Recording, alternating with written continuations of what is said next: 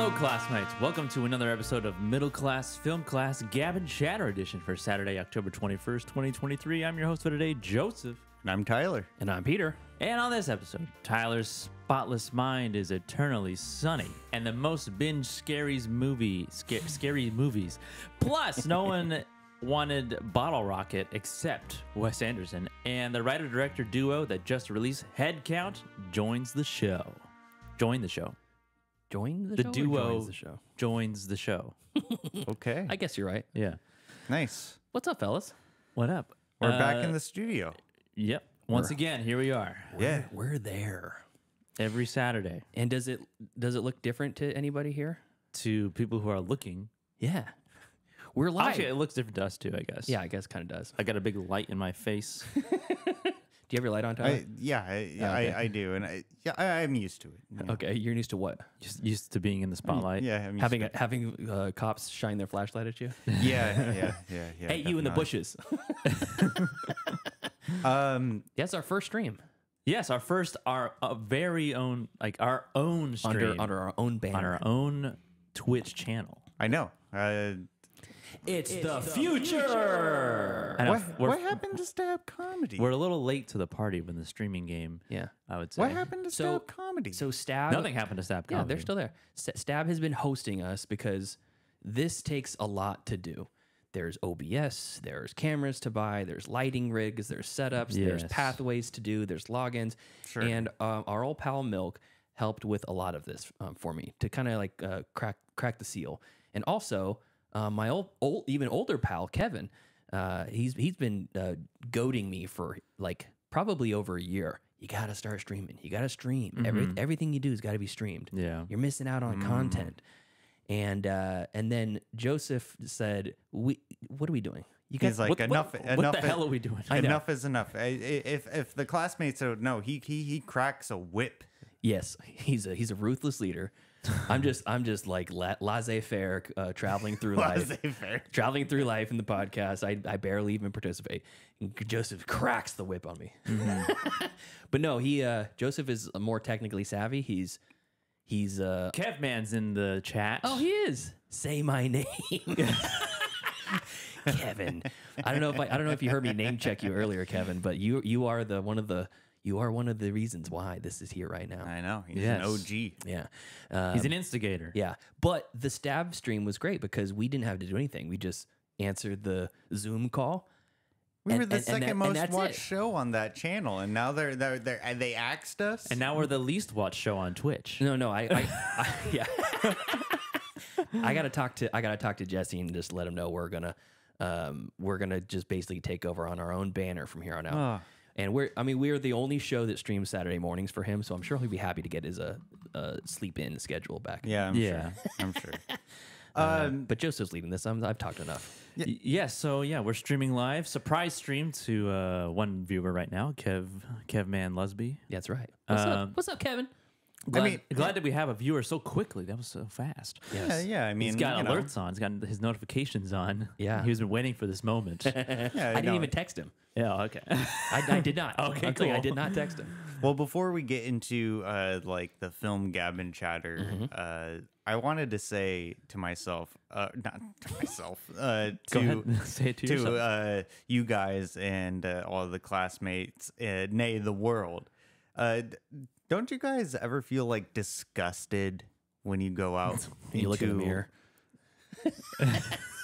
Well, yeah. Sometimes that too. That's true. Continue. Yeah, that's true. But I went to due to the nature of my job, I had to deliver packages to a mall, and people are just disgusting. People are just in general. Like just when you go out into a movie theater or like to a mall or whatever, and if you look around you, you're just like, what are you guys doing? What are you doing? You're like that scene from The Office where Dwight says, "We need a new plague." Yeah. Well, we had one, Tyler. It was called COVID-19. Thank you very much. A lot of people lost loved ones. Those are your words, not mine. I'm just saying, like, people are like eating with their mouths open, like they're gesturing like in like some weird ways, and I don't. I like in this bizarro world that Tyler's discussed it with other people instead of the other way around.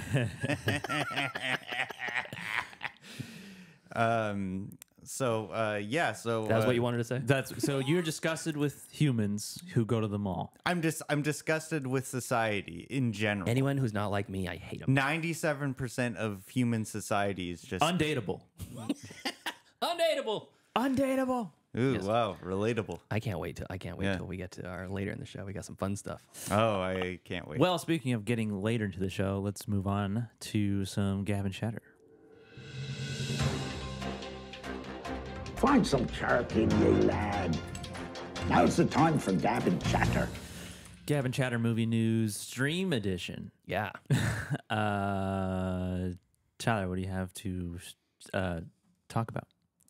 So I was thinking about the ending of Eternal Sunshine of the Spotless Mind. You guys are familiar with the film, right? I am, yes. Okay. So at the end of the movie, spoiler alerts. You know what? I'm not gonna even do spoiler You already alerts did it. because that movie. I know, but like the movie's been out for so long, so I don't give a good goddamn like if you're spoiled.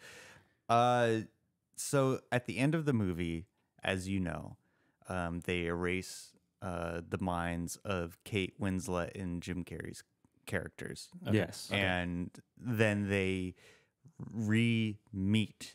Okay. Kind of in the same way in the beginning of the movie.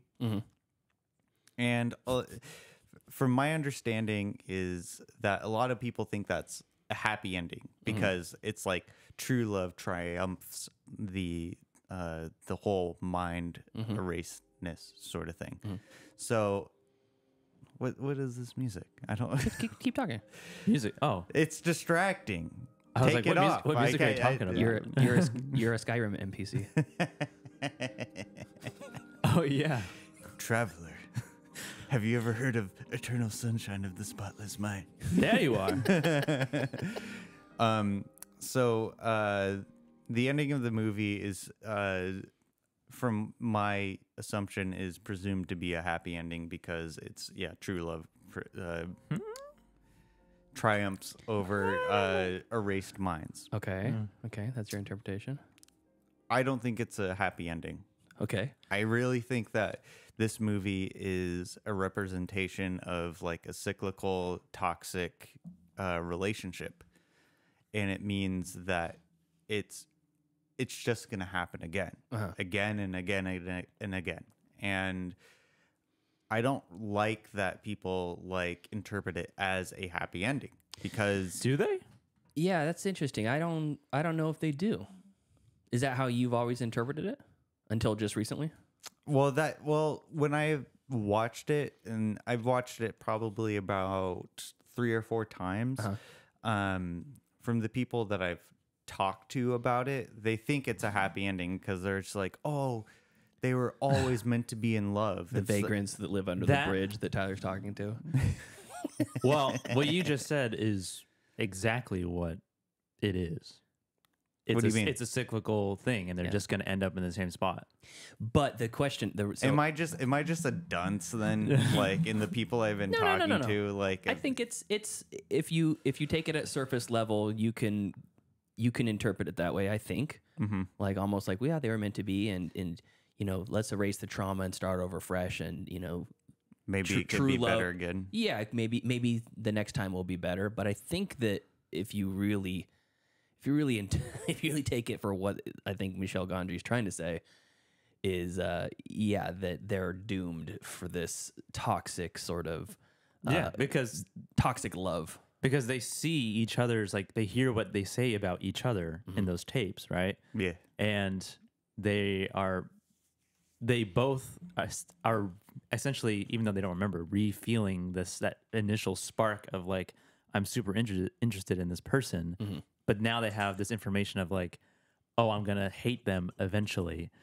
but that I feeling of The honeymoon love or whatever is like so strong that they're willing to put themselves through that. Yeah.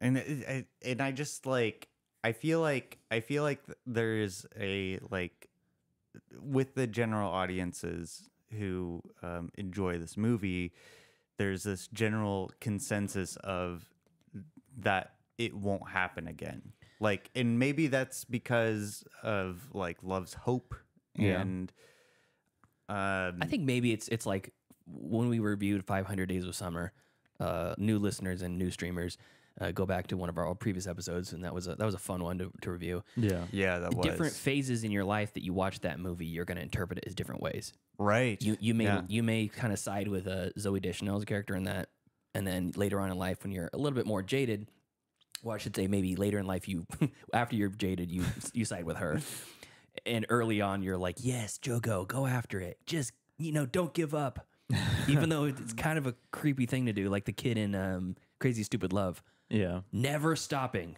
Even though she says, please stop, he just never stopped because true love triumphs. It's like, that doesn't work in the real world. Yeah. But I really like it. It's funny that you mentioned 500 Days of Summer because I just watched a 516 part series on TikTok of that movie, and it was great. It holds up perfectly, and I'm definitely on Zooey Deschanel's Leave me alone side, basically.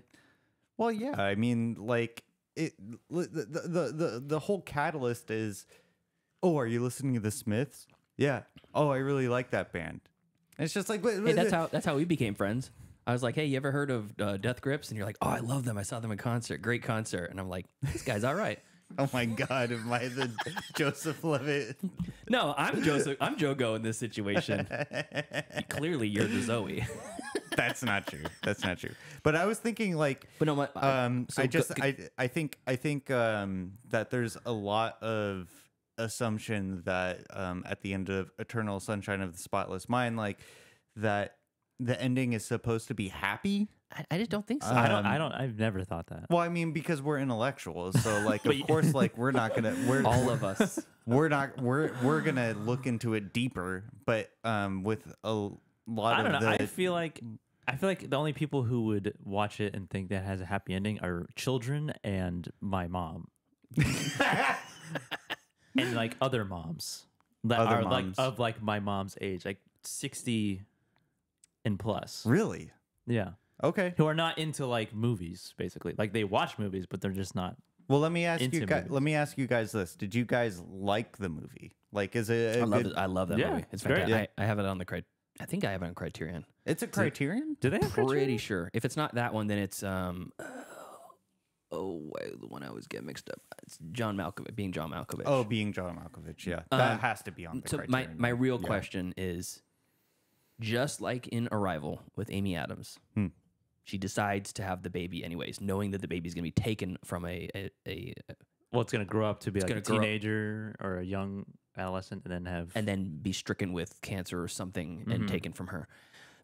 Do you still have the child? In this situation, the stakes are a lot less. It's just, do you still engage back in that relationship to get all the good honeymoon phase, knowing that it's going to turn to shit eventually anyways?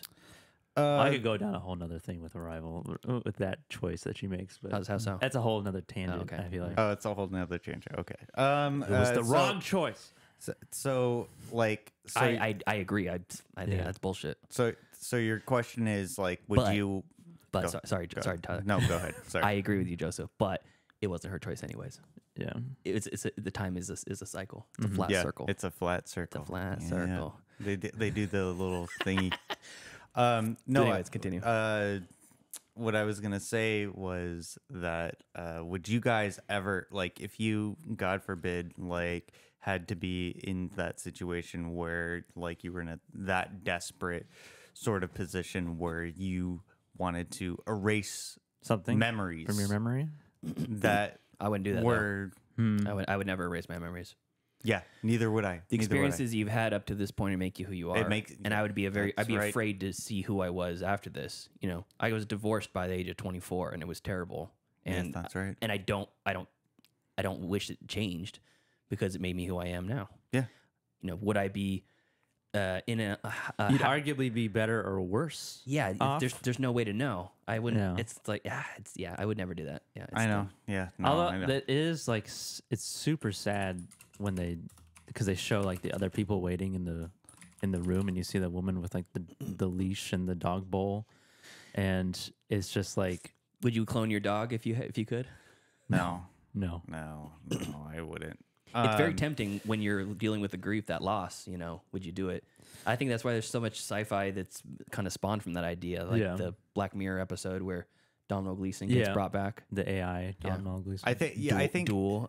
What's his name's Duel? I can't remember that director's name. Makes I mean, interesting stuff. it's- Riley Stearns. I mean, like, I think it's as hard as it is to deal with the grief of like a long-term relationship or a loss of like a great friend or a family member or what have you. It's it's easier to like work through that than like going through like some like AI system or like erasing your memory. yeah. And I think what Eternal Sunshine of the Spotless Mind does perfectly is it pontificates on like that is the more human appropriate thing to do to grow. And I think it's lost on in my opinion, I feel like it's lost on like a lot of people of the point of the movie that Could the be, movie's especially on a first time watch. yeah, because like of course you can assume that okay, well maybe one more chance is gonna be it's gonna be better, like it's gonna be different this time, which is like kind of like an abuser's sort of song. Yeah. So it's I was just thinking about it though, and I thought it was like great to it's like a great little mind Little thought experiment. experiment. Yeah, Thought experiment. That's what I let's was looking come for. back in a year, see what you think. Kevman had the Eternal Sunshine procedure done on him because he can't remember the plot of the movie. Oh, yeah. So Jim Carrey and Kate Winslet are in a relationship, and it's the movie starts, and she has erased her complete memory of him from her memory, and he is not aware of this. He finds out about the procedure, and then he decides to do the same thing. Yeah. And the story basically follows him as he's chasing his memories through his mind, Yeah. realizing that he made a mistake because he's seeing all these great memories. And Yeah. then at the end, they're both erased, and they get back together to basically start it all over again. I guess. And they're aware of it now. Yeah. They're aware that they did that thing. Yeah. And the reason why I brought it up is because I was talking to a coworker about this film, and they totally did not get the point. And it was Like, you were just like me. I remember when I was just like you. Kevman says, I'm more of a 51st Dates or Memento kind of guy as far as memory loss movies go. yeah, that's a good one. Memory Good call. loss movies. Yeah. Yeah, that's a good one. Top 5 memory loss movies. Are there 5 of them? So Yeah, sure. Plenty. I mean, I have a news story, but I know we're tight on time, so I relinquish my time to Pete. Okay, Pete, what do you have to say? So we got 2 things going on today under my my purview. Number 1, I have a list. Another list. Yeah, this is the list. I love lists. These are from Letterboxd. They're most obsessively rewatched horror movies. 1 through 10. I have the 10 most obsessively rewatched horror movies. Oh, Okay. And I want you guys to guess what you think is on the list. Okay. So just go ahead, Joseph, you first. sorry. Say the name of the headline on the list again. Most obsessively rewatched horror movies. Obsessively rewatched Yeah. horror movies. According to Letterboxd inputs of rewatched movies being logged. Halloween. Number 2, Halloween. Okay. Tyler, what do you think? Scream. Number 1. Wow. Okay, good. Now you guess. A couple of these. Wait, he has the list in front. A couple of these. Yes, and if you're in the chat, Kevin's guessing in the chat too. He guessed Scream. You can go ahead and guess as well. Some of these I don't even consider. I don't even consider a horror movie. So Scream and Halloween, top 2. yes, top 2. The original Scream is number 1. 1978's Halloween is number 2. Texas. I gotta qualify that because both of those have movies that were remade called the exact same thing. Friday the 13th. Any of them? No Friday the 13th. Really? No. Wow. They're not as good as you might remember. No, I Kevin. don't remember because I've never seen No Lawnmower Man to Kevin. Lawnmower Man. Hey, cut. Bruce Perky's in the chat. Hey, what's up, Bruce? Hey, Bruce. Bruce says The Thing. Number 7. All right, there we go. How many are there? There's 10. 10. Okay. Tyler, when we go. Jeepers Creepers. Dang. God. Incorrect. Jeepers Creepers 2. No Dracula. No Jeepers Creepers 2 from the chat. Scary movie. Some more modern stuff. Modern stuff. Okay. Paranormal Activity. Really? Nope. God damn. There's like maybe 2 classics. Insidious. No Insidious. Obsessively rewatched. These are rewatched movies. Yeah, rewatch. People that will watch them over and over again. Wow. We have a new member in the chat. Infinite nothing. I'm trying to figure out. I can't read shit. They say. It follows. No, it follows. Oh, Bruce. Hereditary. Really? Yes, Hereditary. That's a rewatch. Number 10. I've seen it like From 5 Bruce 6 times. again. Midsummer. Number 6. 2 Ari Asters. Yes. The Witch. No, The Witch. Yeah. The Lighthouse. No Lighthouse. The Northman. No, it's not a Halloween movie. The last few are gonna be tough. Are they modern? There's let's see. There's 1, 2 very modern ones, and 1, 2, 3 very classic ones. And one of them I wouldn't even consider a horror. Rosemary's Baby. You wouldn't consider a horror movie? No. The Exorcist. No, that's definitely a What? horror movie. The Exorcist 3. No, Texas Chainsaw. Did I say that? you did say that. And You no. Damn it. These are top 10 most obsessively rewatched movies on Letterboxd. No, Hellraiser. What? Wow. Wishmaster. Hocus Pocus. These are big Hocus name Pocus. movies. No. No Nightmare Before Christmas in the chat. That's a Christmas movie. No Psycho in the chat. American Psycho. No, that's not a horror either. That's a comedy. Wow. Okay, I'm just gonna comedy. I'm just gonna give them right now. Okay. Number 3, Jaws. Okay. What the hell was that? Yeah, what was that? I don't know. Yes, so I'm we so have good. Scream, Halloween, Jaws. We have this is gonna piss people off. The Scream from 2022. What? Number 4. I'm leaning on what's it called? The Zoomers that are obsessively watching the brand new movies. Yeah.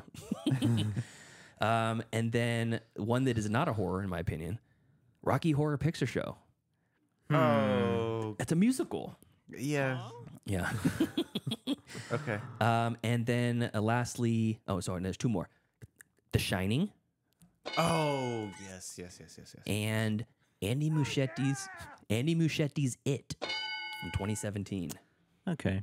So, yeah, top to bottom. Scream, Halloween. I can see the rewatchability. Yeah. So Scream, Halloween, Jaws, another Scream, Rocky Horror Picture Show, Midsummer, The Thing, The Shining, It, and Hereditary. That's So the 2 list. Ari Asters and 2 Scream movies. Yeah. So I guess the question for this is some of these movies, like The Shining and The Thing, I think people watch every Halloween. Mm-hmm. It is a modern kind of great horror movie, and I think that does lend itself good to Halloween. Is this just a bad movie? The second part. But the new Scream, that seems weird to me. Yeah, that does. That's the newest one. Yeah. 2022 Scream, Okay. not Scream 5 or 7 or whatever they call it. Scream No, 6. like the remake. I wouldn't put Midsummer. Wait, hold on. Are these horror movies? It says most obsessively watched horror movies. Okay, I thought it was Halloween specific. Nah, not Halloween specific. I think it's prompted feels because it's Halloween. Yeah. So what my question is, while we're waiting, because our next feature is we're starting in about 5 minutes. We're going to be jump on a call with a couple of filmmaker, writer, directors that have a new movie just came out, and I watched it and I love it. So for the next 5 minutes, while we're waiting for that to start, what are your guys' movies that you watch every Halloween, or just horror movies that maybe even not horror movies that you rewatch obsessively? Once a year or multiple times a year. There was a while, I haven't watched it in a bit, but there was a while where I was watching The Witch a lot. I would watch that a lot. It's a good one. And when we did our episode on it, I watched it twice Wow. that week. Once normally, and then once with commentary. Was that during this time? Huh? During what time? This year? No, I mean, yeah, like that during, the season. Whenever we reviewed The Witch, I don't remember. That was a couple years ago.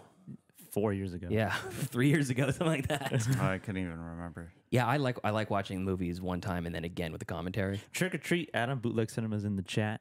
Oh, what's up, Adam? Trick or Treat. Oh, I agree with that. That's a great. Yeah, that's on my Trick or Treat. Halloween list this year. Yeah. That's a good one. I remember speaking of Bootleg Cinema, we watched Haxon Yeah. at Rare Museum with the live score. Oh my God, that was so great. I got that was on. so I actually got that. What a beautiful on, memory on What Criterion. a beautiful Oh, memory. cool. But Really? I haven't watched it. I only know. I've never seen it. I only know the score. I only know the movie. You with, weren't there? I thought you were there. No. with the score that was live at Red Museum. Oh, that was so great. Yeah, I missed that one for some reason. I don't know why. But yeah, and then he did it again with Nosferatu. I think that was before or after. Yeah. I can't remember. No, that was. Oh my God, that was so good. So good. Let's see. I do every Halloween. I already said it last year, or last episode. Hubie Halloween. It's becoming a new classic. Oh yeah. Have to watch that. Jeepers Creepers. I haven't watched it this year, but that is one that is like. It It's a good one. actually scared me as a kid, and then still I find creepy to this day. Not just because of the director. Yeah, it's pretty creepy. That's funny. Bruce Perky says Deadstream would be a good yearly Deadstream. Halloween watch. Okay. Kevman says The Cube. The Cube? Yes. I like that. Is that different than Cube? I think it is. I think it's different than Cube. Oh, okay. Oh, wait, no. I think he's saying Cube, the movie, the sci-fi movie. What else do we have on our Halloween list? Oh, Sleepy Hollow, but we already watched that. Oh yeah, Sleepy Hollow. It's a good seasonal movie. So, for my film specifically, He says yes, Cube. for my film specifically, I like to watch The Exorcist, and I like to watch The Shining. I like to watch Exorcist is a good one. It is. I don't know if I'm going to go back and rewatch The Shining very much. It's just It's a task. it's a task. It's a lot. What's the task? I rewatched it. What's the? How is it laborious? It's just kind of, I don't know. I'm not saying like it's homework. great. It's not like homework or anything, but it's a yearly, once a year thing. That's what. But that's the point. That's the point. But I also would put it in like a February, January type season. Interesting. Well, I'm glad that you mentioned that because like I was thinking about The Thing, but I like to watch The Thing during Christmas time. Yeah, I can see that. I like to watch The Thing during the Christmas time. Actually, not even during Christmas time, after Christmas, in January. Nice. In the most miserable month of the whole year. So The Exorcist, Halloween. Me and Brianna have we have a list that we made specifically You have for a the Halloween list? season, and Oh, it lives on her phone, and we're checking through it right now. Yeah. Oh, We nice. just did Tucker and Dale versus Evil yesterday. And I think next is the Black Phone. Ooh, you know what? Yeah, I gotta Scott- check that movie out. Scott I thought you Erickson. watched it. I don't think so. No, I I swear haven't. you watched it. No, I haven't. Maybe I watched it in like 416 parts on TikTok, but I can't remember. Okay. Also, Return of the Living Dead. Yeah, there's because, one for Bruce. You know, like you don't have to be so insertion of Bruce Perkyisms. Nice. Thanks for that recommend, Bruce. I'd never seen it before. You recommended it for the show. It's great. He says it's a 4th of July movie for him. He's in the chat. It's a fourth.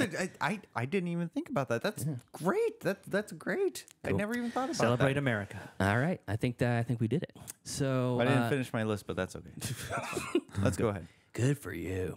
All right. So next up, we have. Let me get this on going here. Okay. So next up, we have a really fun movie that I watched this week. Kind of came out of the blue, and I've talked about this before.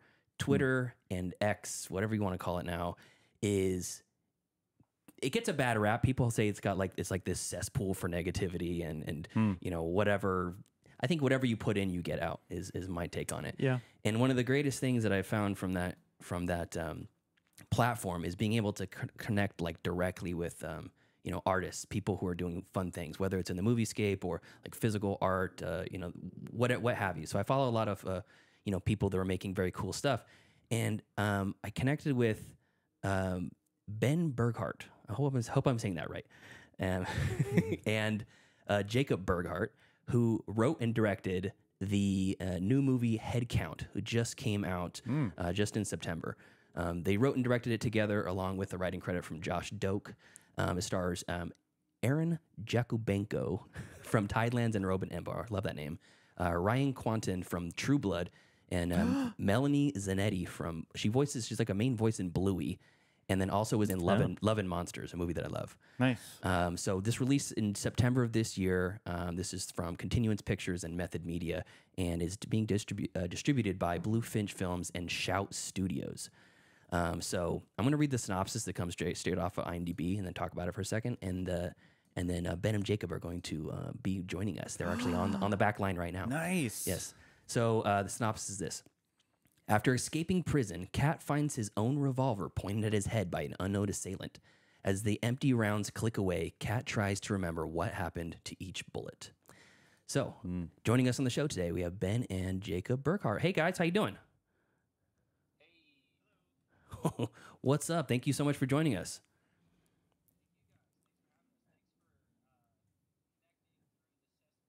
Yes. Yeah. You're wading through the cesspool and you found each other. Yes. Out of the bluey. if I was gosh, what was I gonna say? If I was a better recording a podcaster, I don't know, broadcaster, whatever you want to call it, maybe I can make that leap, but no, I'm not. We're Bush League. So thank you first off for making this movie. This movie is I had a really fun time a blast with it, and I think that the whole prompt of telling the story through, I guess, that like narrative device of the revolver and like counting backwards, and you know there's six, you know how many bullets are in this you know how many rounds you have left, and it's clicking away as it's telling the story in reverse. You know where did you guys come up with that? Because that device is awesome.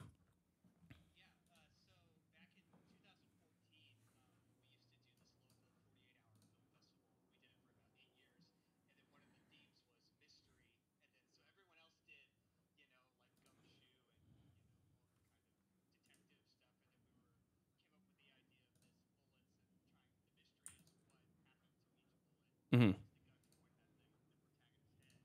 Mm-hmm.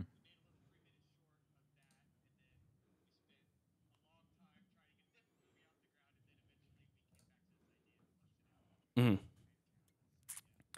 No, I really like it, and I read like as much trivia as I could get on it because I thought this movie is really cool. I sent immediately as soon as I finished watching it, I sent it to a couple of my friends that are big on screenwriting, like the idea of like creative screenwriting, and that device was so cool.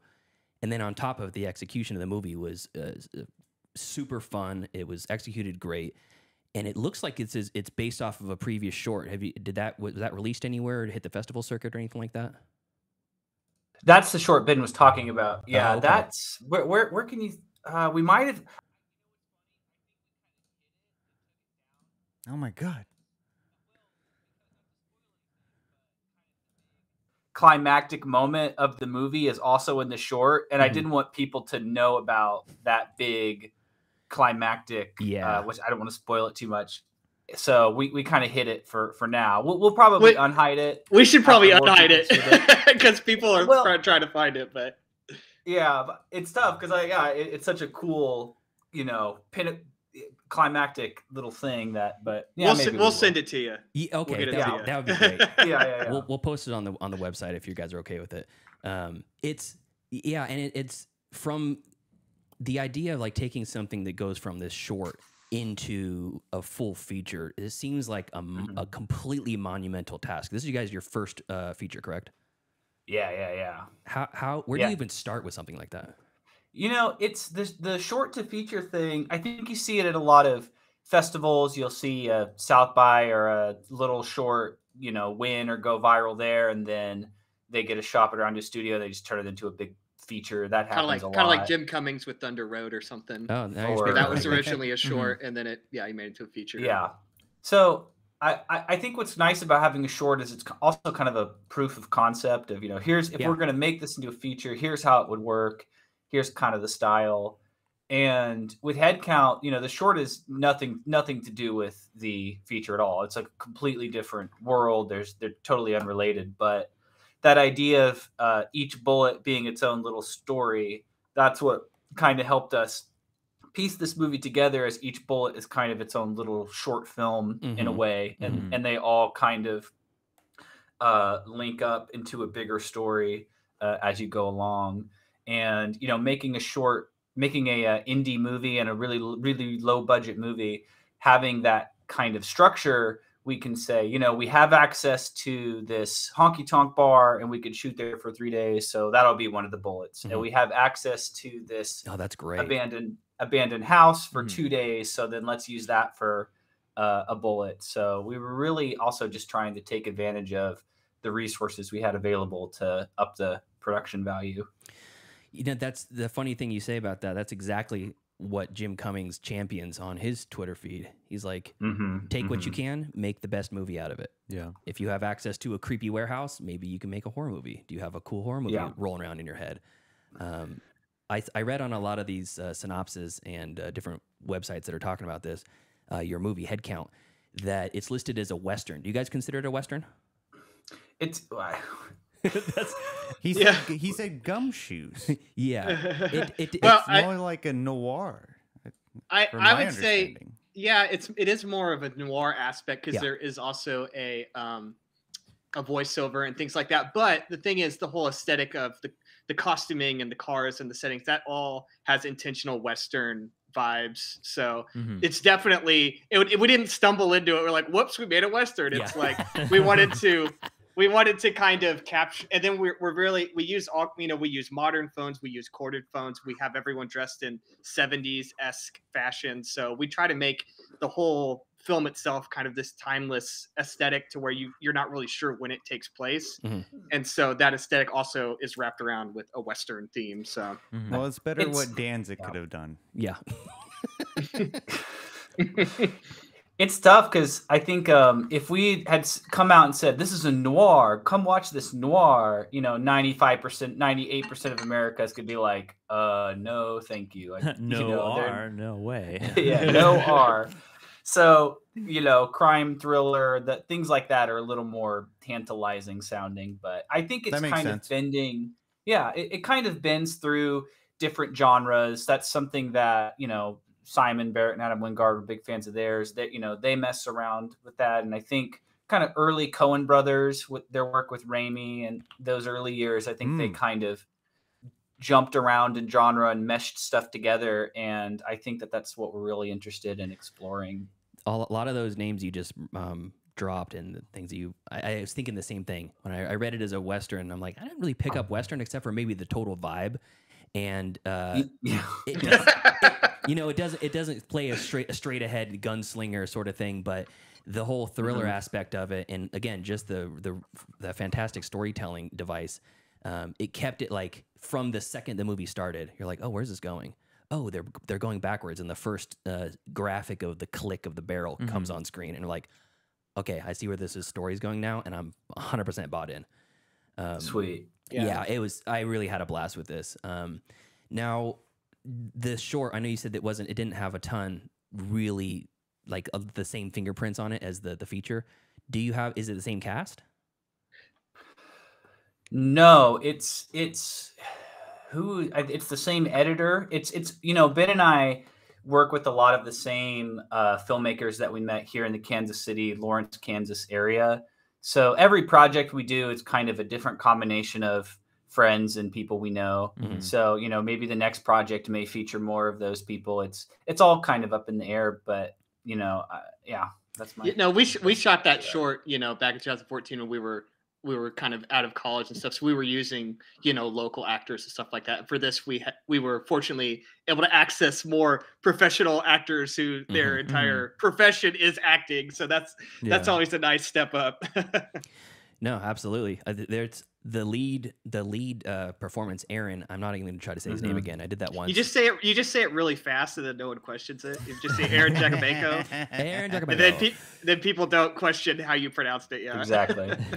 But his performance was fantastic, super charismatic. I mean, everybody I think was firing on all cylinders as far as their performances go, and the look of everything was great. I liked the trap house that he ended up in, where he's looking at, I love the collection of all the Jesus paintings. As soon as you look at that wall, I was like, oh, shit. Knowing what he has to do next was, oh, man, it's so good. And on top of it, you guys did everything. Ben, you edited the trailer. You were part of one of the chain gangs at the beginning of the movie. Jacob, you did all the graphic design work and most of the VFX work. You guys storyboarded the entire thing together, step by step. It literally is like the Berghardt show. Well, we kind of have to approach everything like it's our last chance to make a movie and put everything onto the screen as much as we can. And as much as we'd love to say it's the Berghardt show, it really, we have wonderful collaborators and teammates with, our DP, Chris Commons, and our production designer, Corey Hinesley, and our costume designer, Bobo Hannon. These people are other local KC creatives who understood the assignment, as they say on Twitter, who really got it and who were also very passionate about it. And our composer, Chase Horseman, did a wonderful job. As much as Ben and I can pull reference videos and reference pictures and reference costumes and stuff in, we know nothing about music. So, there's always going to be blind spots when you're a director. And, we had such a great team helping us too, for sure. Yeah, it shows. I mean, it feels like, I watch a lot of independent stuff, and there's a lot of stuff that you're like, I can see the heart here, but the overall execution it feels like a very small, indie circuit sort of movie. This is cinematic. The movie was dripping with style. It looked great. It was super fun, and I think that ultimately, as much of it being a thriller or a noirish or a westernish or whatever, it's overall a very fun movie. The pace and the action kept you engaged, and the dialogue. You guys, I'm assuming you guys wrote pretty much every line of the dialogue because it was super snappy and very fun. Yeah, I think dialogue is it's free. There's you can write, and I think when it comes to making things cinematic, it is taking like the time to storyboard and to pre-plan everything and to have, sometimes we were shooting 40 setups a day, and we could, normal movies like 20. Oof. And we shot this whole thing in 15 days also. So that's impressive. We just had, everything planned down, and we had to cut lots of shots day of. There's like so many like more crazy experimental stuff we didn't even have time to get into the movie.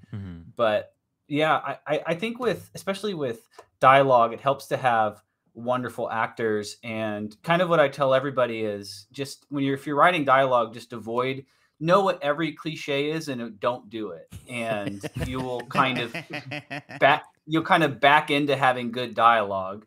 Things like saying, you just don't get it, do you? Yeah. Or, anything, those kind of cliches. And trying to find naturalistic dialogue is important to us. You have to resist the urge when he's near the end and he gets to the movie, the story comes full circle and he's on his knees at the end of the movie. You had to resist the urge to write the guy saying, look what the cat dragged in. That's good. Yeah. Well, all the actors wanted to have their own cat puns that they ad-libbed. We had to cut a lot of them. A lot of them kept saying, here, kitty, kitty. And like more than one of them were like, well, not every character is allowed to say this. So someone's already made this joke. Somebody already made that joke. You can't use that.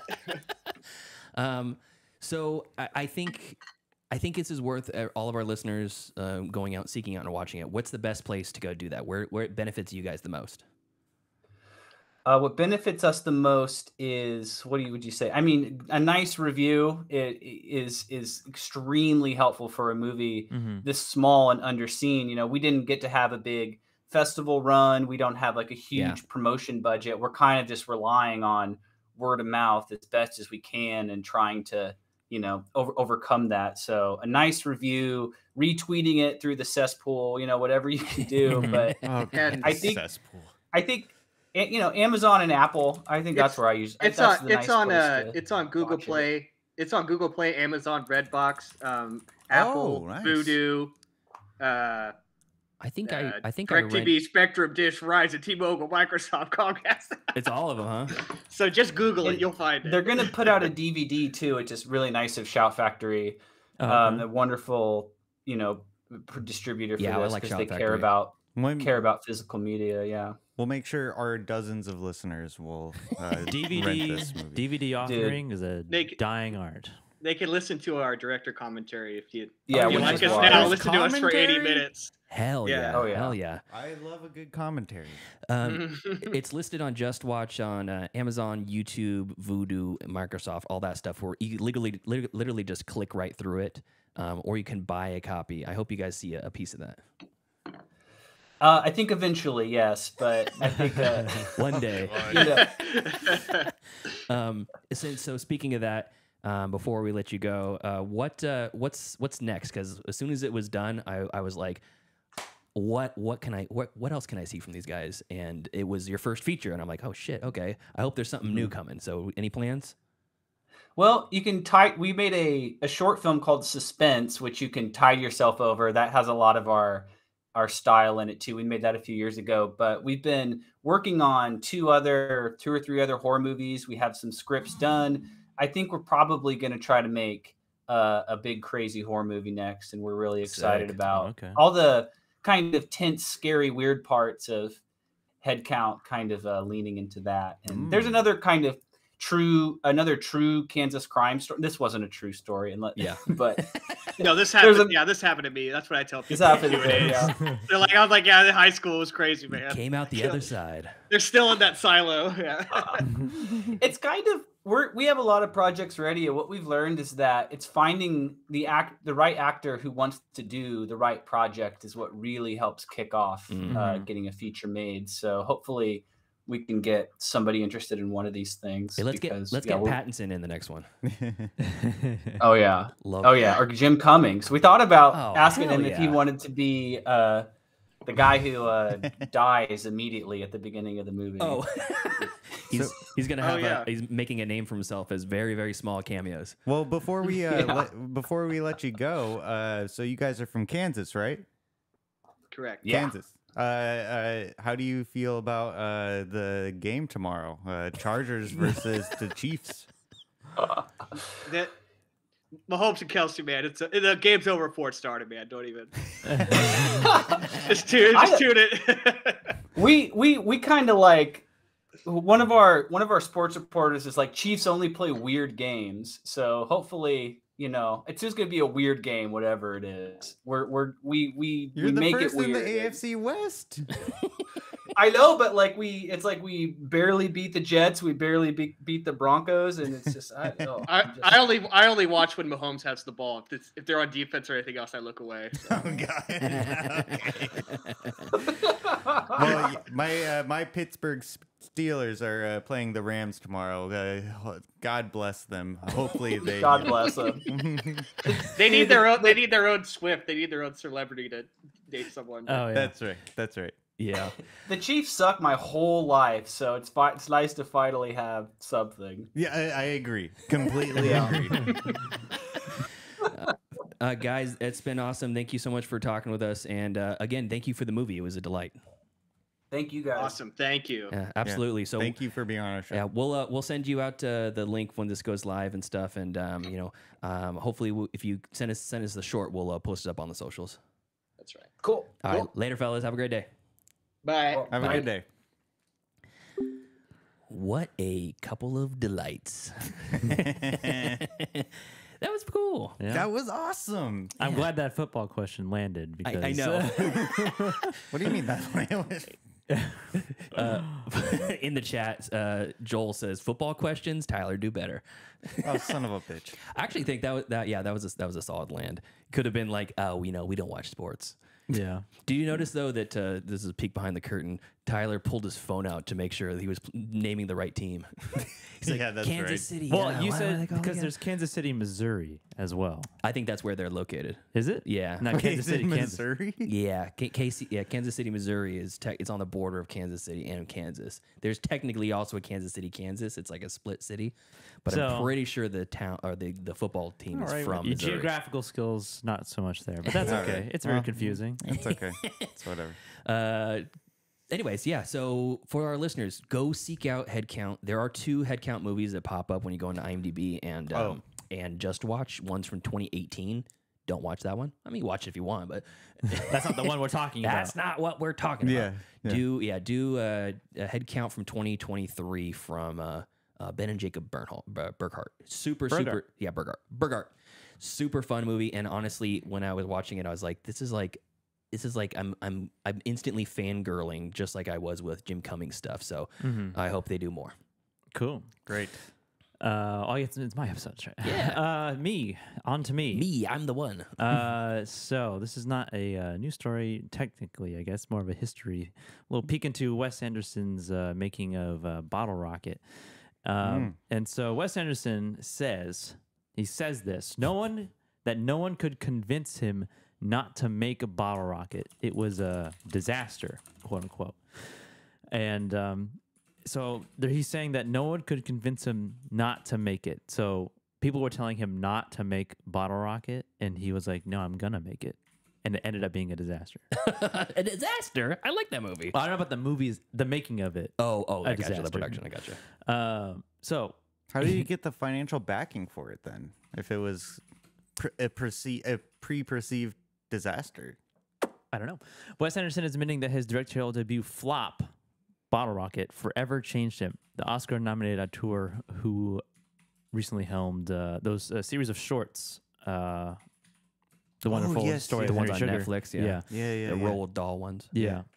Told audiences at the Lumiere Film Festival that his 96 debut was a disaster, and he probably would not have made had he known just how much audiences would have despised it at the time. More than 25 years since its release, the Sony film has garnered a cult following. You are part of that cult. That's Pete. right. I discovered it much more recently, probably 2-3 years ago.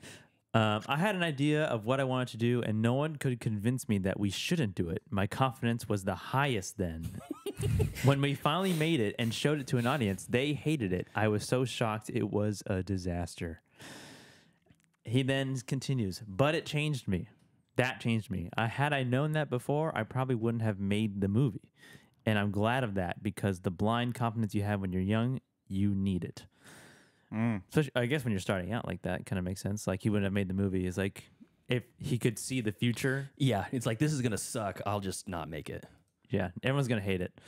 And it's going to fail at the time. But they give it 30 years. Yeah, give it. It'll be good. It'll be good eventually. People will like it in like 25 years. Yeah. He first blamed the audience for the poor You don't even know. This is good stuff. You don't get it. This is art. Yeah, that's probably more likely. He blamed them for their critical reception. It's Oh my your fault you God. don't like it. Oh my god. The That's Rushmore awesome. director said during That's the something I would say like during if I the was film doing that. festival that when we screened the movie publicly, we didn't screen it in an encouraging environment. We blamed the audience. The confidence I had was too much, and it was quite shaken by this experience. It was a terrible way to first screen a movie. We had 86 people in the audience, I think, and by 86. halfway through, about 20 were left, Really? and I watched them leave. I don't understand. I like how he like was like, yeah, and I watched them leave. he's got the clicker going out the door. Yep.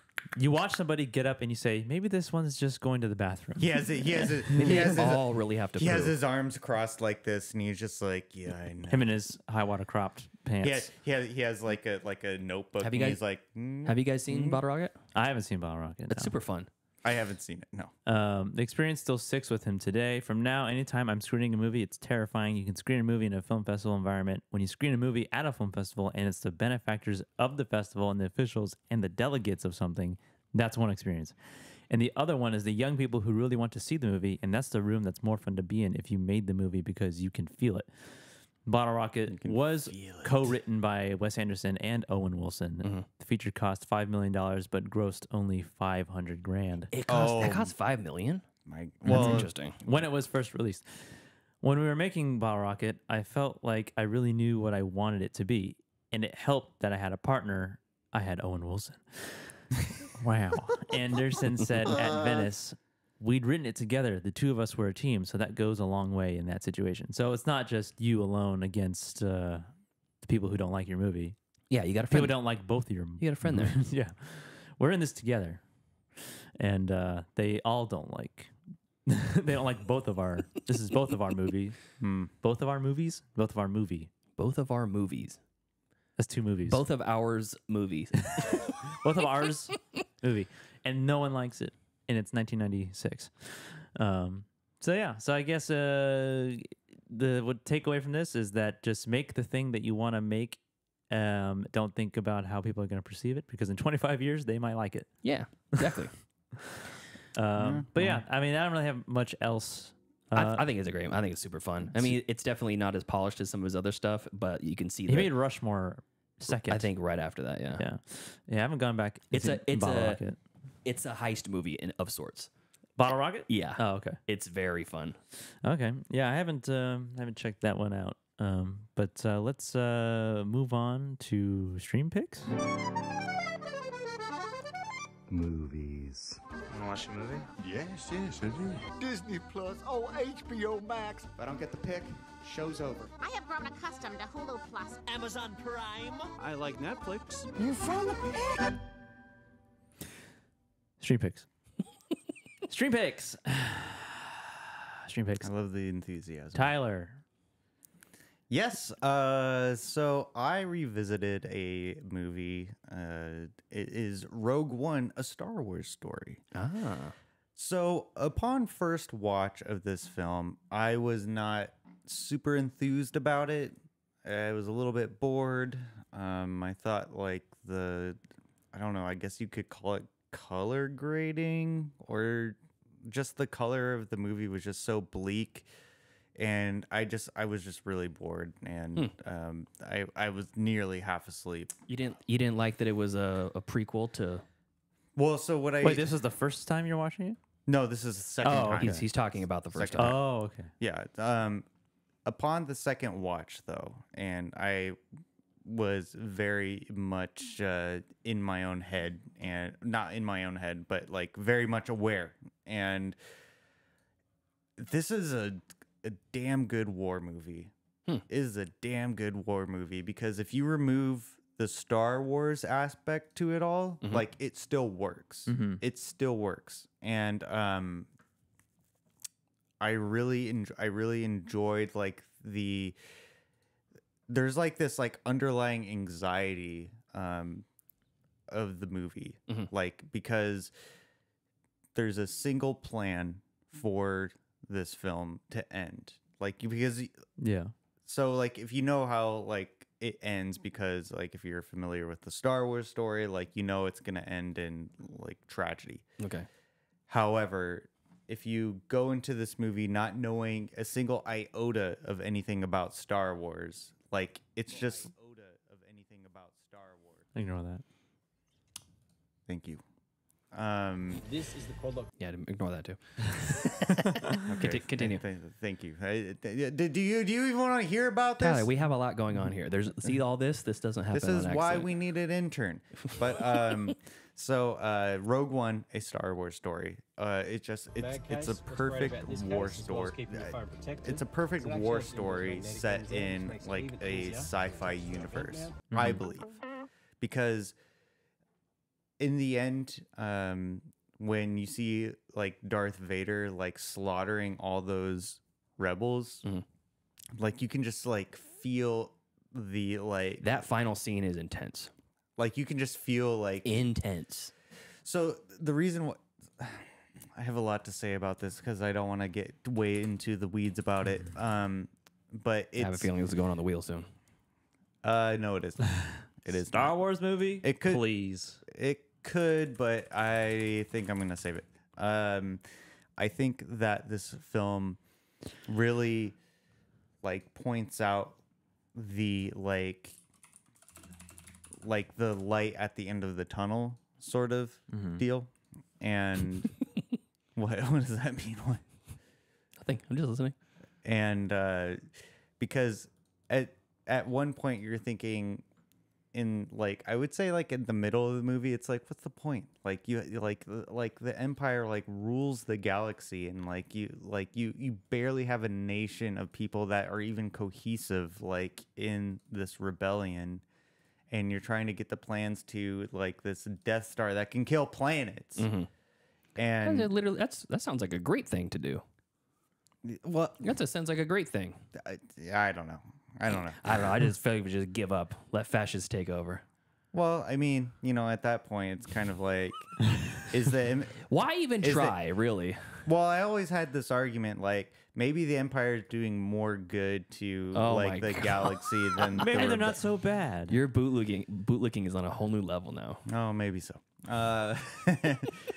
But Rogue One definitely like is a very thought-provoking sort of film. Like, regardless if you're a Star Wars lover or not, it like kind of makes you think. Like, yes, does the Empire do bad things? Of course it does. However, I really didn't expect this review was going this direction. However, when you meet oh God, what's that actor's name? Hold on. Diego Luna. Forrest Whitaker.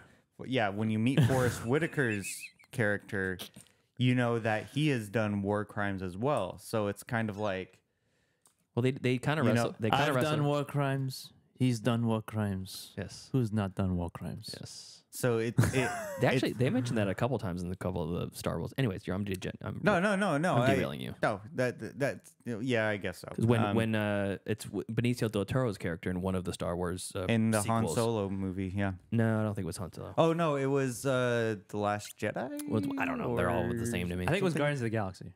Oh, I don't think that's a Star Wars movie. The Collector. But it has been Benicio del Toro. Yeah, but he's basically saying, like, who do you think who sold these weapons to? You know, they're both bad sides. Ben Mendelsohn. Yeah. So like this this whole like battle of like, okay, so like there's no good guys at the end of the day. There's no good guys, so like you have to choose a side. And I think Rogue One like really like pontificates on like that sort of like humanity of whether or not like, okay, so are you, if you're not against me, then you're my enemy. If you're not with me, or if you're not in with me. yeah, if you're not if you're not with me, you're in me. So Rogue One, that's streaming on Disney Plus. And then also I just wanted to touch up on True Detective season 1. I don't know if I mentioned that in a previous episode or not. I just finished that up, and that is probably the best television season I have television. That I've ever seen. I can't believe that, it's really great in it. I can't believe that in it. I can't believe Matthew McConaughey did not win that Golden Globe, and he was snubbed by Bryan Cranston over Breaking Bad. And I'm not saying, I am not saying anything dirty about Bryan Cranston and Breaking Bad. He was incredible. I mean, Golden Globes are TV too. Oh, does it? I didn't know. He was incredible. But I feel like Matthew McConaughey's character was just outstanding. Woody Harrelson was Woody also Harrelson, not, didn't he win a Golden Globe? I don't know. No, he did not. Not that I'm aware of. Maybe for supporting actor. But yeah, that's what he would win it for. I thought the story was just like, it was really tight. The dialogue was just very natural, and like that one single shot of them in that low income neighborhood. Mm-hmm. That was just, this one take. Yeah. Oh God, yeah. Yeah, the one take. That's one of the greatest shots of all time. It's so good. It's so good. And I was talking to the matriarch of the Minor family, and I was like, because she saw me watching True Detective, because I'm staying over there right now, and she was like, "Oh, are you watching True Detective?" And I was like, "Yeah, like it's like I'm revisiting it. Like I haven't seen it in a very long time." And she's like, "Yeah." Yeah. She's like, yeah. She's like, "That's a great one." And I was like, "Yeah." Every time you play this music, like I just lose my words. But anyways, those are my streaming picks. Where's True Detective? Oh, Max. Okay. You know what? No, I hate saying Max. HBO Max, for crying out loud. Come on, HBO, get your S together. Jeez. Okay, Pete. Okay, I'm going to power through this because we went a little bit long on that interview. So I'm going to touch on a couple movies that I watched that are worth watching. The People Under the Stairs from 1991. Oh. Yes, this is directed by Wes Craven. Yes. And is unhinged. This movie is unhinged, is the best way to describe it. Basically, it's I got a handy during this film. Oh, congratulations. Thank you for letting us know. Was it the part where they are physically force the little girl into the hot bath water? I don't even remember. That's why your kinks are so weird now. So we're on Twitch now, by the way. I know. That's okay. We could say that. I don't know what you can or can't say. Kevin's like, what? So anyways, the movie basically it's set in like a kind of inner city slum sort of thing on the edge of town, and there's this family, which you find out later are brother and sister. You think they're husband and wife, but you find out later they're brother and sister, and they own like all the buildings in the area, and they're basically just trying to force these people out, gentrify the neighborhood. But they're like incestuous Hills Have Eyes people who are like just killing anybody who comes into their house. And their house is like a fortress, a prison. This house is a literal fucking prison. Literal prison. It's got Ving Rhames in it for a hot minute. And Bill Cobb, also from Air Bud. Nice. And there takes the movie's kind of insane from like the end of the first act on. Like the second and third act just never really stops. And there's a little kid who gets stuck in the house because they're trying to like find some treasure that supposedly they have. Treasure. Yeah, it's like a Goonies situation. And there's a point when it comes out where one of the characters' dad, whose name is just credited as Dad, he's the brother of the family. He comes out in like a gimp suit, wielding a shotgun, like hunting people in his own house. And up to this point, these people just seem like pretty normal people who just are maybe a little bit, yeah. It's insane. So this is a very divisive movie, I think, but it's worth watching. Just because you're like, the fuck is this? What the fuck is going on here? And there's Sean Whalen, he's a great character actor. He's the guy in the Got Milk commercial that can't name Aaron Burr because he's got his mouth full of peanut butter. That's Sean Whalen. This is one of his earliest roles, and he's like he like lives in the walls, and they're hunting him the whole time. He's like, get back in that goddamn basement.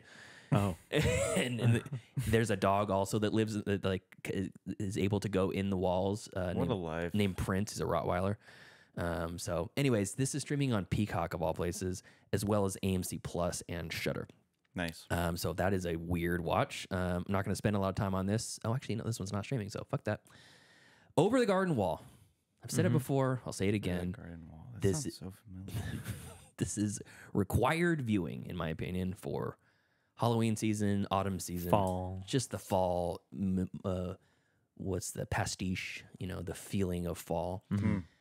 God damn, is this such a delightful thing to watch? And I want to call it a movie because you can sit down and you can watch it start to finish, but it's 100 minutes. Yeah, it's 10-minute wait, is that the series animated HBO series? It's technically a Cartoon Network series that HBO had for a while, but now it's on Hulu. I did watch that. Yeah, that's very good. Yes, it's solid. So it's the story of Greg and Wirt that are lost in the woods, and they're trying to get their way home. And every little vignette of the 10 is them conquering some new evil or discovering something new about themselves or the woods. Yeah. And it's got a voice cast from Tim Curry to Elijah Wood to what's his name? Doc. What's Doc Brown? Doc from Back to the Christopher Future? Lloyd? Yeah, Christopher Lloyd. Melanie Linsky. There's all kinds of. There's a great Chris Isaac for a short time. He plays like the Pumpkin King. Yeah. Just a great movie, and it's funny when I logged it. I looked back at in Letterboxd, and like 3 of my other friends had just logged it, also as a 5-star. And I'm looking right now. Josh G has his logged for the year, his 5-star. It's got 1 4-star and 2 5-star logs for it. It's just a fantastic movie, and I'm gonna call it a movie, even though it's 10 small parts, because you just put it on. I'd call it a movie and just let it wash right over you. Yeah. So, anyways, that I won't talk about that anymore because I've talked about it a ton. And if you haven't seen it yet, just fucking watch Over the Garden Wall, streaming on Hulu. And then lastly, this is a movie that I've never heard of before until somebody took a screenshot on Twitter and said, "Is this a real movie? Is this real life? How have I never heard of this?" This is called Neo Ned from 2005. If you look on Letterboxd, I like to look on there just to see how many people have, reviewed this or that. And it's only has, let's see here. Can I see it on here? Or is it only in the app? I think it's only has like, oh, here we go. It's got 500 reviews on Letterboxd, and only 1,100 people have watched it. The synopsis is as follows. Like most kids, Ned idolizes his father and dreamed of following in his footsteps. Unfortunately, his father was a 2-bit crook who spent most of his life in jail without a family of his own. Ned falls in with the Aryan Brotherhood, and soon after, Ned's placed in a mental hospital where he is mesmerized by a young black girl who believes that she is Adolf Hitler reincarnated. This is starring Jeremy Renner and Gabrielle Union. Oh my God. Those are the 2 leads of the skinhead and the black girl who... Jeremy Renner is a skinhead. Jeremy Renner's a skinhead. In the poster, he's wearing a swastika t-shirt and proper skinhead. And Gabrielle Union, who plays the brother of what's his name? Martin Lawrence's sister in Bad Boys 2. Mm-hmm. She's also in Bring It On. This is after both of those movies, and she's and she's playing this girl who believes that she has Adolf Hitler reincarnated living inside of her, and they meet in a mental institution. Wow, it's a love story. Not your typical love story. You could say that. I'm not like other girls. No, I have Hitler inside me. It's bananas. This is bananas. The plot is it a comedy? Is it a rom-com? I thought it was hilarious. Okay. Whether that was the intention or not, is it supposed to be funny? I don't know. It's kind. He just thought it was funny. So it's probably like a drama. So I'm just gonna say that this doesn't sound like a drama. It's yes, it does. No, it doesn't. It's like American History X light. It is very much, yes, it's very much like a drama, but it has some comedic. The premise is so ridiculous. I'll tell you this, that the premise is ridiculous, and there are definitely some ridiculous parts in it. But the main character that Jeremy Renner plays is, I hate to say it, he's very sympathetic. He's a Nazi skinhead, but they have. Well, yeah. So is Jason, or no, not Jason. Henry Rollins. No, Henry Rollins. What? No. Anyways, let me finish. I don't want to go long on this, but it's the weird thing about this, because if that sounds interesting to you, you're gonna watch it. If it doesn't sound interesting to you, you're not gonna watch it. Trigger warning on this: there's a lot of racial slurs. The N-word is thrown about quite a bit when he's in the mental institution and he meets her. Okay. So based off the subject matter, it's probably not a really surprise to anybody. But if you're going into it and watching it, it's wild. This also has Carrie Elwes in it and Ethan Suplee. Oh, yeah, it's got a cast. Interesting. Who directed it? I don't have it in front of me. Okay. Let me see here. The weird thing about this, though, the really weird thing about this is that if you go on IMDb, it's got like a 7.1 or like 6.9 or something like that, like a high rating. Mm-hmm. And on Letterboxd, it's got a 2.7. There's so many half-star and one-star ratings. Huh. And then there's quite a few, 3 stars and all down the line. I thought this was great. It's got more bad reviews than good reviews on Letterboxd. And if you look through the reviews, it's like, why is it always white people making movies about how white people are bad? Blah blah blah blah blah. Or wait, what? Or like stop falling in love with Nazis. What kind of drugs do you have to be on to write this? And it's like a lot of like, did you watch the movie or not? Did you even see the movie? Like, did you see the? You saw the synopsis. You saw the cover. That's a Nazi skinhead laughing and like amorously looking affectionately at this young black woman, and you're like, who wrote this? You know, like they just completely missed it. Yeah, they missed the point. So I think the people on IMDb who actually saw this in the festival circuit, because I don't think it ever got a theatrical release, and it won like 9 awards in the festival circuit on the West Coast. It went all from like Oregon to Venice Beach. Yeah, and Van Fisher is the director, and it won a ton of awards. And I thought it was a pretty nice, a pretty good movie. There's some ridiculous stuff in there. There's some SLC punk vibes in there. There's some American History X light stuff in there. But ultimately, there's a reason why he's in the mental institution. Like, him being the skinhead that he is, it kind of tells you how he got to that point and what led up to that. And then the ending was something that I was like, how are they going to end this? Is it ultimately satisfying? Like in the end? Yes, I thought so. So it's his ultra low budget, and it is obviously something that not everybody is going to get on board with, given the subject matter. But I think this is a high recommendation, and I watched it for free on YouTube. So I'm going to post the link in the show notes. So if you want to watch Neo Ned from 2005, watch Hawkeye be a skinhead and fall in love with a Gabrielle Union, the lead coach of the cheerleading squad of the Toros, or I don't know if it's the Toros or the Clovers, but either one, from Bring It On, and they fall in love, and she thinks she's Hitler. Yeah, watch Neo Ned. It's insane. Neo Ned. I mean, even the name sounds like. It's a clever, like a rom-com or something. It's a clever name. It's not like some sort of deep and like it's way lighter than something like American History X. Oh hey, Tyler's mom's in the chat. Yeah, what? The matriarch of the miners. Where's the thing? Yeah. She says it has a 6.9 out of 10 on Rotten Tomatoes, or is that 6.9% on Rotten Tomatoes? Yes. Thanks for joining us, Jamie. But yeah, I think it's worth watching as device as it is. So Van Fisher, director of Neo Ned and Blink of an Eye. Yeah. So 2 movies. Okay, so my streaming picks for the week. Some of them I watched actually really only one decent movie this week. The other 2, one is considered, I think, good. I just didn't like it. One, so I'm gonna start with my least enjoyable watch. I think Pete actually brought this up a while ago. I think it's the same movie. Streaming on Amazon Prime and Fubo and MGM Plus and Paramount Plus and Apple TV, all these places, is The Deep House. Oh yeah, The and Deep House. The Deep House, and it's a movie it's a house about that's deep. a couple who are sort of YouTubers, or the husband or boyfriend is a YouTuber, and the girlfriend, wife, whatever, is kind of going along with it, and he's just he's doing like all these expeditions and going like these abandoned buildings and just like filming it for his audience or whatever, and he's trying to garner a following and make a living exploring the world and do this stuff. You would think going into it, I thought it was gonna be a found footage movie, and part of it is. And then the other part is just like it's just like a non-found footage movie, which I thought it was going to be 100% found footage.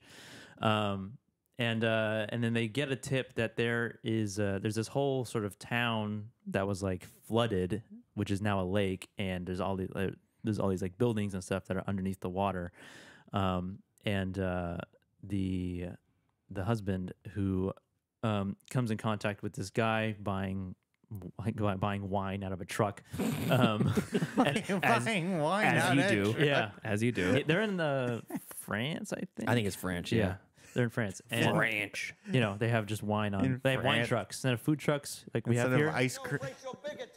They have wine trucks instead of ice cream trucks. They have wine trucks. Yeah. But so they get a tip from this guy that there is this sort of like house that is kept its form after the flood. And, and Valley got flooded. Yeah, and completely submerged. It's this other part of this lake that is more isolated than the rest. And so he goes, tells his girlfriend, like, yeah, there's this place we have to go. And then she's like kind of still iffy on this whole idea of going essentially scuba diving in this lake to explore this house that was flooded like a long time ago. and they explore the house, and it's like a haunted house movie that's underwater. Yeah, pretty much. And the production of it is pretty well for like what it is, like filming a movie like this for what it is underwater. It is like impressive. It's hard not to think about that when you're watching it. It's pretty impressive on its own, and obviously that will come with a bunch of limitations and what they can do. But the execution of like the scariness and then trying to like tie it together with the plot, I feel like it didn't really do a super good job on it. It wasn't like really scary that much as I thought it would be. It's dark under there, and there's ghosts, slash zombies or whatever. So it's a ghost movie. And there's not really like a good strong explanation as to like the history of the house. They kind of give you a glimpse into what this like family was doing. They were like kidnapping children and like experimenting on them and stuff. And they go down there, and it gets kind of like what's another good example of like the house kind of starts changing, like walls start going up. Yeah, where there weren't walls before. It's like the House on a Haunted Hill, a little bit of that, Yeah, the haunting. kind It's like the novel House of Leaves. Sure. And I wish I read books before I could tell you if I agree with that or not. And yeah, but overall the execution, I don't know, it wasn't that great, and the acting was pretty stiff for the most part. They're because they have masks on, like these scuba masks on the whole time. So you can only like see their eyes, and so when they're talking to each other, they're just like, and you're like, I don't believe it. They just have like these dead eyes, just looking at each other. And they have the goggles on too, so yeah, and they're like scared, like acting scared and stuff. But they're like just like doing this. They're just floating. And it was at some point it felt like I was like playing like Skyrim, like I get you. The dialogue was very just. It was like they were saying words on a page. That's what it felt like. Stop right there, criminal scum. And it's like, oh my gosh, we have to get out of here. Let's go. And then well, they're underwater. How much acting can they do? I know. Well, they had to conserve their oxygen, so they can barely talk. Yeah. They can scream. And the ending was also kind of unsatisfying. Yeah. But why is that a streaming pick then? I don't understand this. I didn't say it was a streaming pick. Oh. I'm just telling you what I watched. I thought we were in. Oh, okay. So that's, if you want to watch that, it's a very interesting and new concept that I've seen with like a haunted house movie underwater and like filmed underwater. It's more of like a impressive on a production level. Sure. And it's only an hour and 25 minutes. It felt longer, but yeah, it's only an hour and 25 minutes. Thank God. And that was on that's on Prime. So the next one that I watched, also streaming on Prime. Oh no, you can rent it on Prime. Streaming on Peacock and the Criterion channel.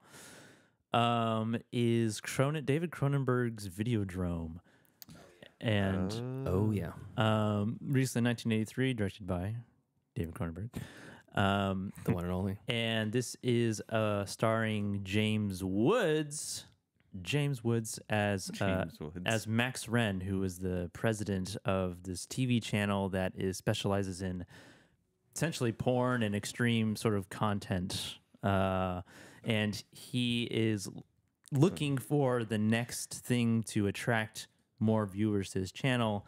He's trying to push the limits on what he can show on TV. Yeah. Which I had no idea what this movie was about going into it. So when that's what it was about, and that's the character that he was. Oh, this was your first time watching it? Yes. Nice. And it was kind of a surprise, but not. But thinking back, I was like, oh wait, it's Cronenberg. I feel like I shouldn't be surprised. He pulled a gun out of his chest. Oh, yeah, against David Cronenberg. Out of his stomachussy. Oh God! Oh my God! It's an abdobussy. Yeah. And watching this after having watched Crimes of the Future, there's a lot, not a lot, but there's some parallels for sure between this and Crimes of the Future. And like Crimes of the Future, I did not like this very much. Adam says this is his favorite Cronenberg. Yeah. But yeah, I mean, there's a lot of like cool elements to it. I don't know. It's just like just doesn't do it for me. I don't know. I can see the people who would enjoy this, but for me, I don't know. It just it is gratuitous. Yeah, and it's I don't want to say it's not torture porn at all, but there is torture porn in the movie. And it's a part of the plot. And basically, Max Wren, he finds this channel that is showing this very it's like essential torture porn, like snuff films, and he's trying to find where it's being broadcasted from, so he can talk to the people and get them to come to his channel. And in doing that, he kind of gets almost like The Ring, where it's like he gets cursed, and he starts having hallucinations in his real life, and visions and stuff. He's envisioning himself sort of in the room that this tape is coming from. Felt kind of like a Hellraiser vibe in that aspect. Yeah, a little bit. That's a good point. Yeah, but and there's a lot. Obviously, there's a lot. Cronenberg was pushing the boundaries of what stories and characters can go through in 1983. But yeah, I don't know. It just wasn't for me. Just wasn't for me. It's definitely like if you're interested in stuff like Cronenberg. Where's it streaming? This is on Peacock and Criterion Channel. Wait, hold on. You said you didn't. How is that? We do streaming picks for things that we want. Just because Joseph doesn't like it doesn't mean Adam Murphy's not going to like it. Yeah, I already know. I already know local celebrity Adam Murphy is gonna like it, but I just I don't understand. Like you're disparaging these movies. That you okay, I just won't bring anything to talk about. Yeah, if you didn't watch anything good, what are you gonna do? Not talk about nothing? Well, bring up Indiana Jones. Why? That's always my go-to. What the hell? So you're admitting now that when you haven't watched anything, you'll just say Indiana Jones. Oh, jeez, I see how it is. What are you talking about? Okay. Oh, Jesus. All right. No, that's not true. I didn't watch anything. I'll just say Indiana Jones. I'll just talk about Indiana Jones. Oh, I actually forgot. I did watch Indiana Jones. Okay, yeah. On, you will speak only when spoken to. Dare you? And then my last movie that I watched, I finally didn't like. I finally got around to was Jordan Peele's Us. Oh, cool. Oh, yeah. I finally watched it, and wait a minute. I thought we all saw that in the theaters. Not me. I wasn't invited. I wasn't there. You didn't see that with me. Yes, we did. Yes, I thought we all. No. What was that one that we saw then? You and I saw Crimes of the Future together. Yeah, we saw Crimes of the Future, but Us is the one with the underground. Yeah. Yes. Nope, did I see that by myself? I can't answer that question for you. I think I did. Oh my god. Anyway, I just imagined you guys next to me. Jordan Peele's second feature, Us, following Get Out. Kevin says he was there too. Oh yeah.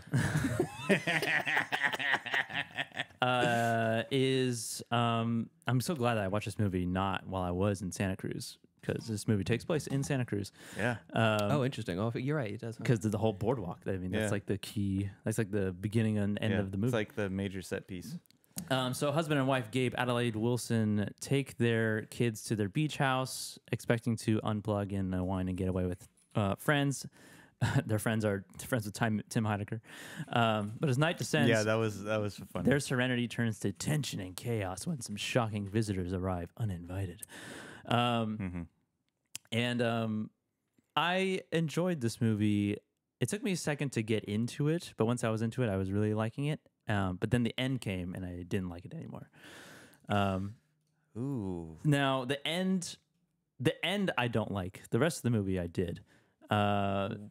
The end was just it just wasn't a good ending. I don't think it was. It didn't tie everything back together, and it just kind of left me hanging.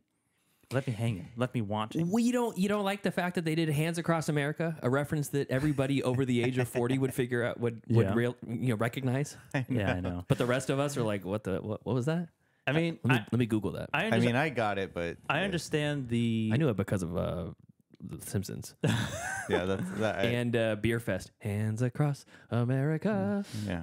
I mean, I understood the message that they were trying to convey, or Jordan Peele was trying to convey, and it's a very interesting message. I just don't think it was executed in its best ability. What do you think about the twist though? Like the twist that the big she was the other one. It doesn't make a difference to me. Oh, it does. Okay. Because it doesn't make a difference in the life of that person. Yeah.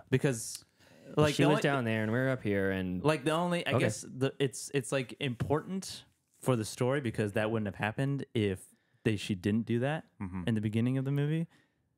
But at the same time, I just it happened. I was like, oh, okay. She looks exactly the same. You're in all intents and purposes, they're an exact DNA replica of each other. Yeah. It's literally the same person. But also, to what end are these tethered? That's what they're called. Yeah. To what end? What's the point?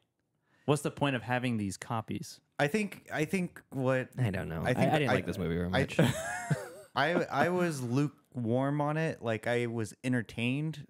Like Joseph, like you said, like in the beginning of the movie and like in the middle of the movie, like it was like it how this is a review episode now. It grabbed me, but you don't grab me there. When it got to the end, I was like, okay, all right, that's it. It's there's like a lot of great like production in this movie, and like Lupita Nyong'o is dynamite. Like her performance is really really good. Yeah. The dad not so much. He wasn't great. And even the little girl version of Lupita's younger self. She did a pretty good job in because she's playing for that brief moment that alter version of her where she's just like really kind of creepy, and the alternate kids, they did a pretty good job being creepy as well. But yeah, the ending was just, I don't know, it fell flat. It didn't do it for me. Yeah, And it just fell flat. Tim Heidecker was a highlight for sure. Yeah, even when he was the alter version, he was still that douchebag. Yeah. It was so funny. It was so funny. Great stuff. Comedy, I would not call this a comedy, obviously, but it's a Jordan Peele movie, so I feel like it's hard not to have these comedic elements. And going from like comedic actors or performers to then go on to make horror movies. There is a trajectory there. Yeah. I think that the crossover between the timing of a good joke and the timing of a good scare is very similar. So the pacing lands really well, but Zach Krieger did it with The Barbarian and crushed it. So yeah, same thing.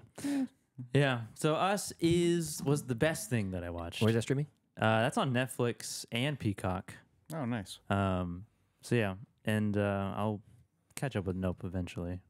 Cool. Yeah, me too. But yeah, let's. Anything else? Anyone else got to say anything? I got nothing. And Hell yeah. I mean, I have a lot of things to say. Well, we still have another episode to do. So yeah. Yes. So let's get out of here. Okay. Thank you to our cool ass yard duties over on Patreon. That's Javier, listener Stephen, Heather Sachs, Ryan Corbin, and Chris. Ryan Corbin in the chat, by the way. Oh yeah. I knew Ryan was involved in seeing Us with you guys. He says, yeah, we saw Us and we got pizza afterwards. Wait, God damn it! So I wasn't wrong in my recollection. I don't think you were there. Yes, I was. Okay, whatever you say. Maybe I wasn't. I don't know. Thank you to our cool ass yardies, and also thank you to everyone who joined us on the stream. We in the chat, we got a cacophony of activity in there. Yeah, we got some people here. Yeah, we got 9 people, and we're gonna be. There's dozens. There's 9 of people them. in there right now. There's 9 people in here. Oh, that's awesome. Well, I'm one of them. Oh, okay, me too. I don't know what that says. We're gonna do this every Saturday, I believe, unless something goes wrong. We're just gonna stream the episodes live. And why not? We're already here doing it anyways. Yeah. And but for the streamers, not the podcast listeners, we're gonna take probably about a 15-minute break. We will come back and we will be reviewing Equilibrium in podcast land. We'll come back on Wednesday and you'll get your review episode. So until next time. Thank you so much for joining us on the inaugural stream, and thank you for joining us as we talk to writer and director of Headcount, the Burkhart brothers. Follow us on Facebook, facebook.com/MCFC podcast, and send us an email, mcfcpodcast@gmail.com. And follow us on Twitter at Podcast MCFC and on TikTok at Middle Class Film Class. Yeah, and please follow us on Instagram at Middle Class Film Class and leave us a voicemail, why don't you, at 209-730-6010. Thanks again, everybody. We will see you in a few minutes, or we'll see you next time. See ya. See ya. Hell yeah.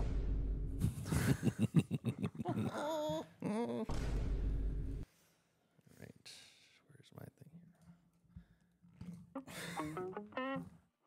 here?